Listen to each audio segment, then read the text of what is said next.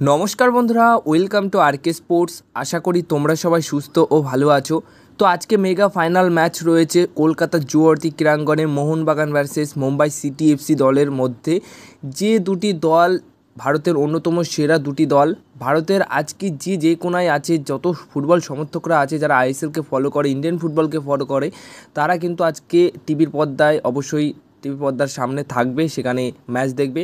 আর কয়েক হাজার সমর্থকরা কিন্তু আজকে মাঠ ভরাবেন, যারা মোহনবাগান দলকে সাপোর্ট করতে নিজেদের ঘরের মাঠে যাচ্ছে, এবং অ্যাওয়ে ফ্যান্স তো থাকছেই। তো হাড্ডাহাড্ডির লড়াই অবশ্যই হবে, যেখানে এই ম্যাচের আগে মুম্বাই সিটি এফসি দলের প্লেয়ার কোচ এবং মোহনবাগান দলের প্লেয়ার কোচ তারা কিন্তু অনেক কথা বলেছেন এই ম্যাচ নিয়ে, কে কীভাবে দেখছেন এই ম্যাচটাকে নিয়ে।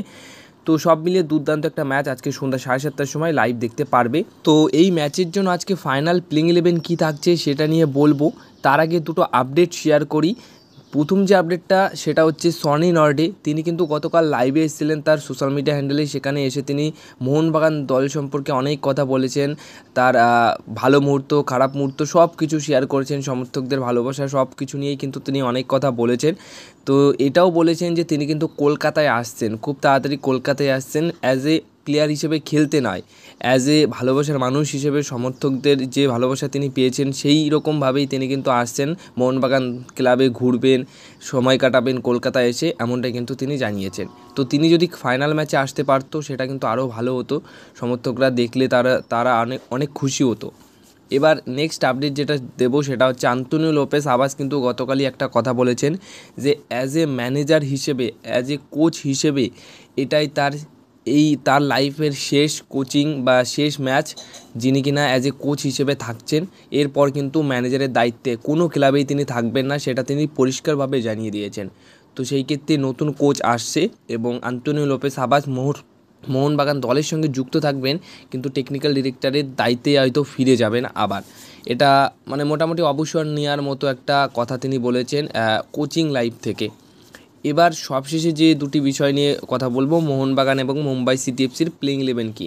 তো প্রথম বিষয়টি অবশ্যই মোহনবাগানের প্লেইং 11 কী হতে পারে। তো খুব একটা বেশি পরিবর্তন মোহনবাগান দল করছে না, 3-5-2 ফরমেশনেই এই ম্যাচটা খেলাবেন কোচ আন্তোনিও লোপেস আবাস, যেখানে 3-5-2 ফরমেশনে গোলকিপারে খেলবেন বিশাল কায়েত, তিনজন সেন্টার ব্যাক পজিশনে খেলবেন সুভাশিস বোস, হেক্টর ইউস্টে, আনোয়ার আলী, তিনজন মিডফিল্ড পজিশনে খেলবেন কাউকো, থাপা এবং অভিষেক সূর্যবংশী, রাইট উইংব্যাক পজিশনে খেলবেন মানবীর সিং, লেফট উইংব্যাক পজিশনে খেলবেন লিস্টন কোলাসো, দুইজন স্ট্রাইকার পজিশনে খেলবেন জ্যাসন কামিংস এবং ডিমিট্রি পেট্রারাস।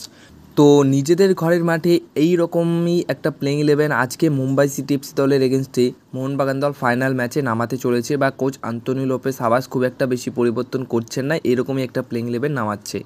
এবার পরের বিষয়টি, অর্থাৎ শেষ যে বিষয়টা নিয়ে কথা বলবো, মুম্বাই সিটি এফসি দলের প্লেইং 11-এ কী থাকছে। তো প্রথমত বলে দিই যে আকাশ মিশ্রা এবং ভান্নেইভ, তিনি এই দুইজন প্লেয়ার কিন্তু খেলছেন না বা থাকছেন না এই ম্যাচে।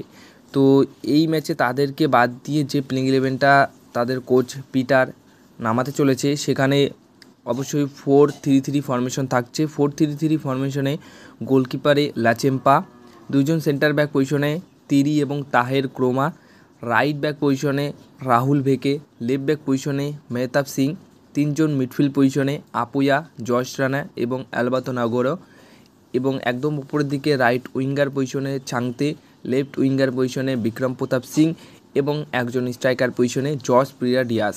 তো দুর্দান্ত একটা স্কোয়াড, দুর্দান্ত তাদের প্লেইং 11 এটাও। তো এই প্লেইং 11টা নিয়েই কিন্তু ফাইনাল ম্যাচে মোহনবাগান দলের এগেনস্টে মুখোমুখি হচ্ছে মুম্বাই সিটি এফসি দল। তো সেই অবধি তোমাদের কি প্রেডিকশন, শেষ প্রেডিকশন তোমরা করে দাও। আজকের এই ফাইনাল ম্যাচ কোন দল জিতবে এবং শেষ অবধি চ্যাম্পিয়ন্স হবে কোন দল, সেটা অবশ্যই তোমরা কিন্তু এই ভিডিওর কমেন্ট বক্সে জানিয়ে দিও। তো এই ছিল আজকের ভিডিও। যদি ভিডিওটা ভালো লেগে থাকে তাহলে ভিডিওতে লাইক করো, ভিডিওটাকে শেয়ার করো এবং এই চ্যানেলটিকে তোমরা সাবস্ক্রাইব করে রেখো।